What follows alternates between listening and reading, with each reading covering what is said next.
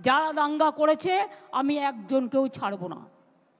আমি কোনো দাঙ্গাকে সাপোর্ট করি না, করতে দেবই না।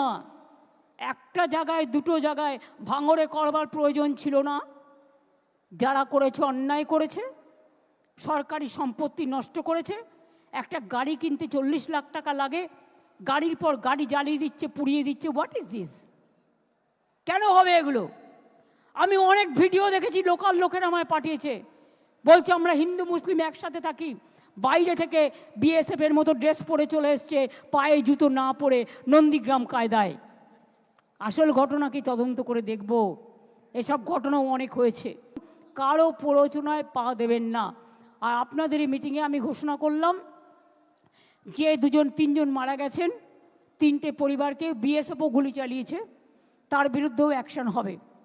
আমি আমার চিফ সেক্রেটারিকে বলছি, বিএসএফ যারা গুলি চালিয়েছে, কেন চালিয়েছে তার তদন্ত রিপোর্ট হওয়া উচিত।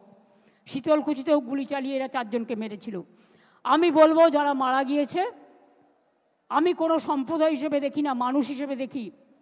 তাদের প্রত্যেককে আমাদের সরকার 10 লাখ টাকা করে পরিবারকে সাহায্য করবে। যাদের বাড়ি ভেঙেছে তাদের সবাইকে বাংলার বাড়ি করে দেওয়া হবে, এবং যাদের দোকান নষ্ট হয়েছে তাদেরটা এস্টিমেট করে সেটা চিফ সেক্রেটারি দায়িত্ব নিয়ে কাজটা করবে।